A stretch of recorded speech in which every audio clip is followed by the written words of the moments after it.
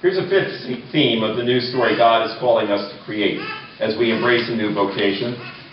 I'm encouraging congregations to become Acts 2:42 congregations by valuing the common good. You can look up Acts 2:42. It says, I think I'm putting it exactly, that the early church held all things in common, right?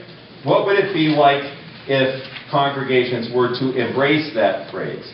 As a first step, we could undertake new behaviors in the following areas and understand your change in behavior as a spiritual discipline, right?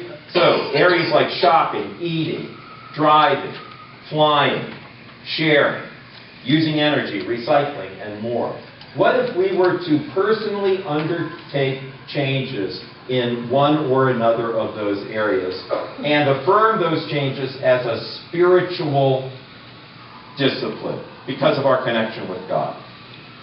What if we were to consider providing rides for one another, finding each other jobs, sharing each other's car or lawnmower, or maybe tractor? Okay, I'm not a farmer, but I don't know if you can share tractors.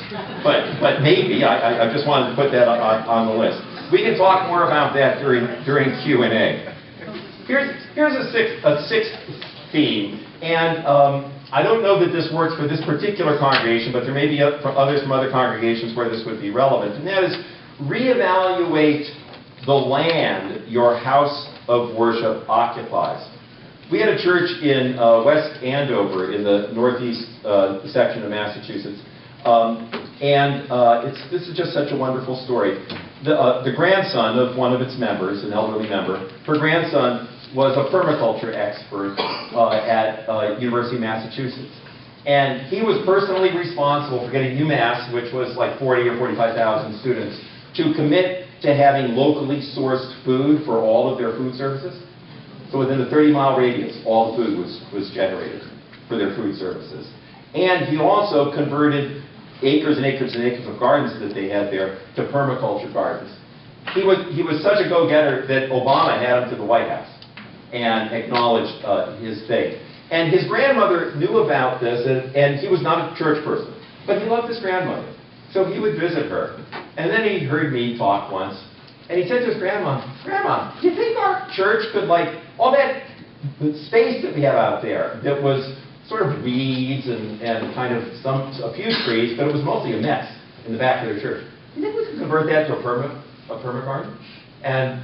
And because the grandmother was much loved, and the kid, even though he wasn't a member, knew what he was doing, they did. They converted their church property to a permaculture garden, and as a consequence, they got all kinds of publicity in the Boston Globe and so forth.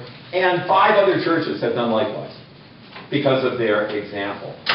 So we often think of, the major asset of our church is the people. The second major asset of our church is the building. Some churches, like this one, for example, have endowments, but we often ignore that we also have land. So that's something to consider. And again, if you want to come back to this notion that the church might engage in a campaign to end the ownership of nature, that would be an interesting campaign. I don't think that's the first on my list, but it's on the list, at least for me it is. And one final thing, during World War II, how many of you knew that 40% of Americans were vegetarians during World War II? Because we were sending our meat to the boys overseas, right?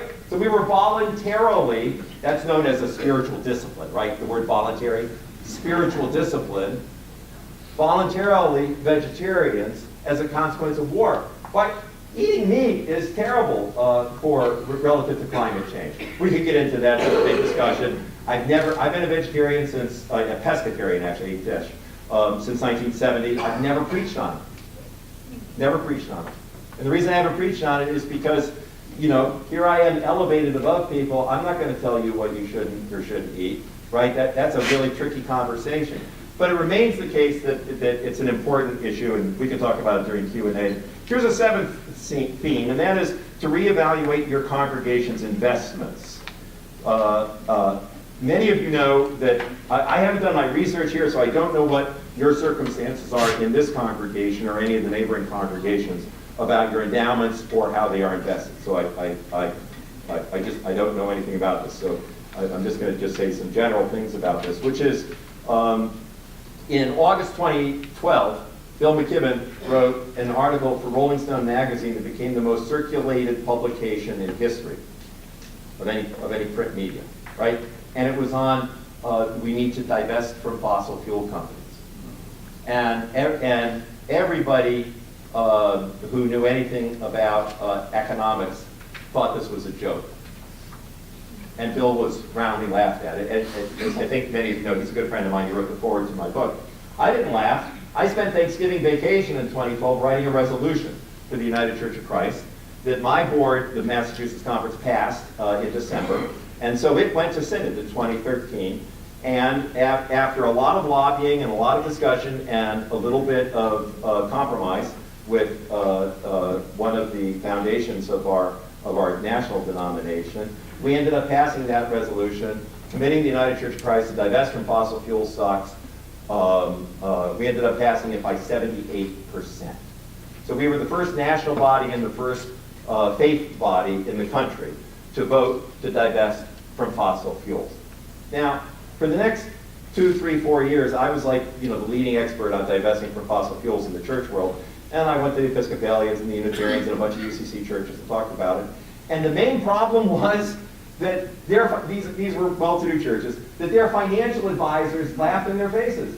How could you ever have a diverse portfolio if you weren't in on energy, which means fossil fuel?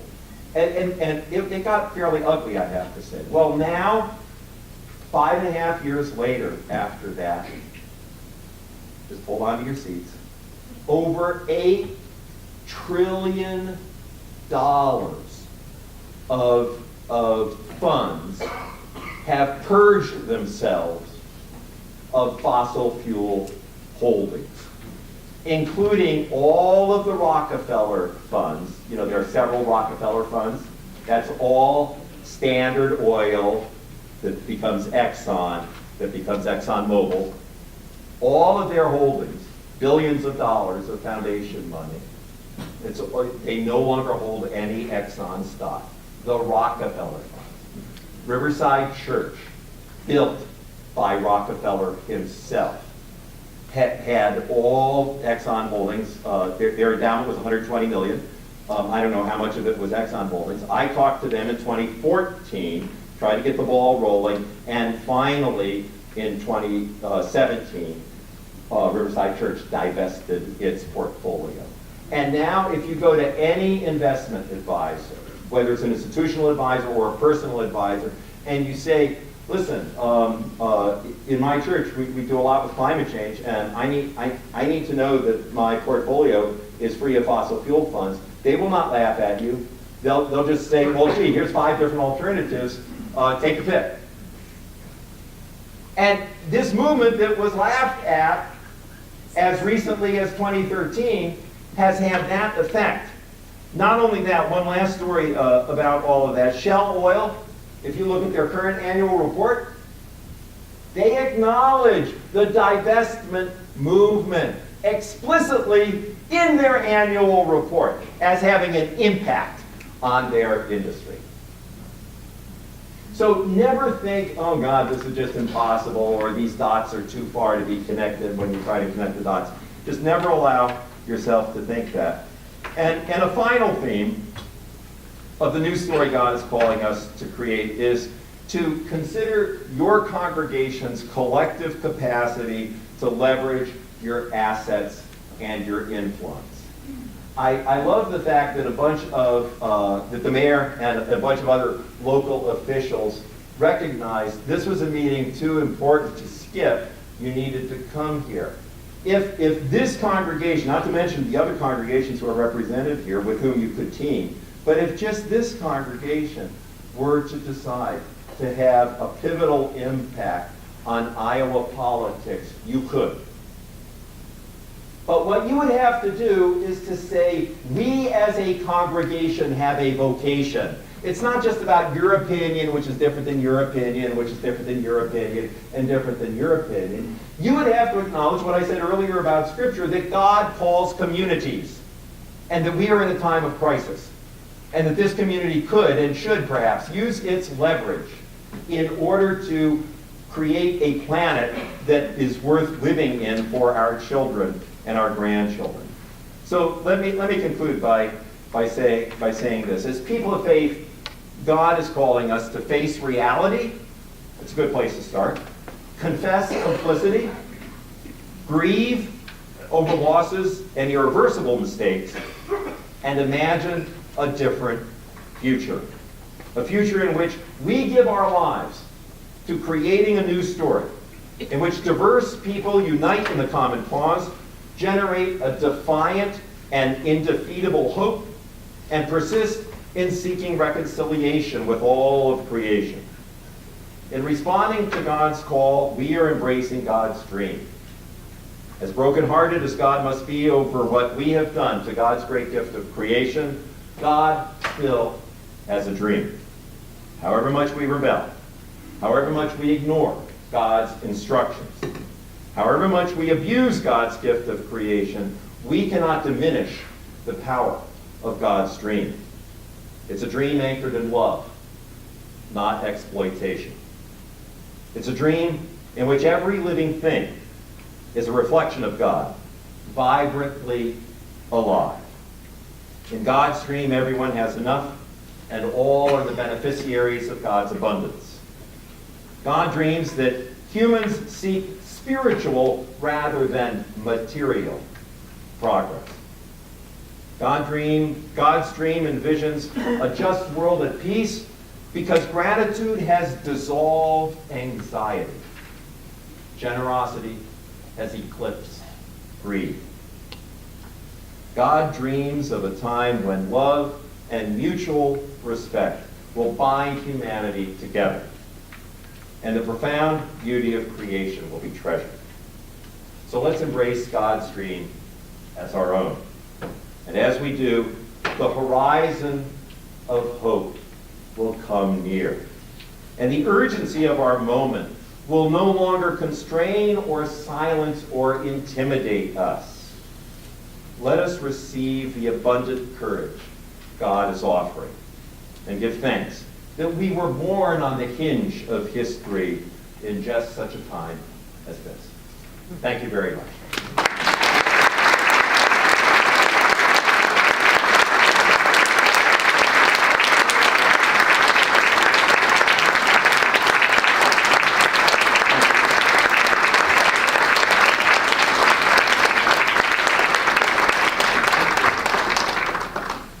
Thank you. That was very, very moving. We're going to take some questions for about 15 minutes. Jim will be around during the day, so we'll have some more opportunity to talk.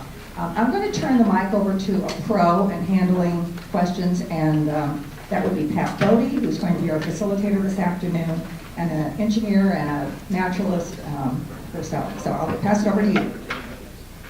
Get your cards out and write a couple of questions down. We're going to have a panel later as well, so if we can't get to the questions with Jim, we might be able to use them with the panel. When you, we wave the cards up, and we've got team folks who will bring them up to us to get them off to Jim, and legibility is valued.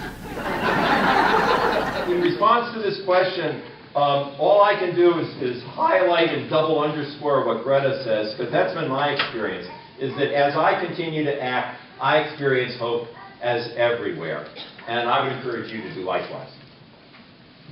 Even if we incorporate externalities, it seems as though capitalism and a stable climate can't coexist. Does anyone think they actually can? Oh man, so we have to have Naomi Klein here to answer that question. And so I'm not going to pretend to be an economist because I'm not. I can sometimes pretend to be a climate scientist, but I'm not. But yes, I think capitalism is largely at fault for getting us into the position we are in. I don't want to back off from that statement, but I don't think we have to discard capitalism in order to deal with this. If we were to take any of the many different versions of putting a price on carbon, if we were to take any of the many different versions of that and actually elevate it to law, the way other countries have done in Europe and elsewhere, if we were to actually begin to pay the real cost of gasoline, then I think, you know, it's not so much that capitalism needs to be completely rejected. It's that we just have to get real about energy costs. Let me say one final thing in that regard. I cited this right at the beginning, but I just want everybody to take this in. Nature took 150 million years to make the fossil fuel that is in the ground. And we have used roughly, depending on who you ask, roughly 50% of it in 200 years. I'm a math guy. That ratio, 150 million, use half of it in 200 years, it's cuckoo. I didn't say anything about carbon dioxide, did I? I'm just talking about the resources that God left for us by the way the planet got worked out, right? You all with me on this? So that to me is enough of a motive to change. We have to make major economic changes. I'm not backing off from that. But I at least am not going to be a principal spokesman for targeting capitalism. Others are, but that's not my role. I'm going to summarize several questions that come in related to communications. So it's really, what's the elevator speech? How do we broaden your message to reach non-theists? How do we influence conservative Christians? How do we deal with those out in the rural communities that might be our family members? How do we have these conversations? So I think my sort of headline in response to this, I focused on making the congregation a safe enough place to have climate conversations. I mean, all right, this is a risk. What I'm about to say is a risk. Can we make our Thanksgiving table a safe enough place? The answer is no, right? but really, stay with me on this. All right? I'm not going to go economics, but I will go to Thanksgiving tables. I mean, stay with me on this.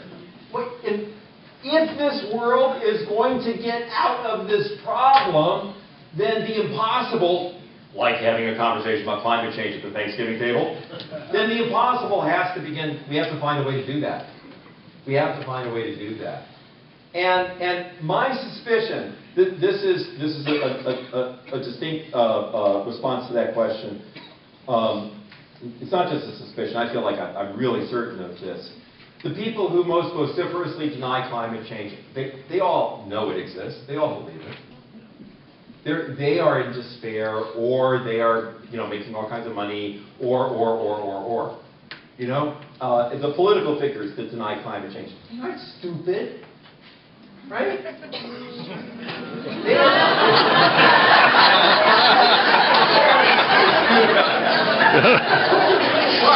I went too far. All right, next question. Some folks would like you to speak more about how to do civil disobedience. Have you written more about that? And I was personally interested in how you became comfortable doing civil disobedience. So this is really interesting.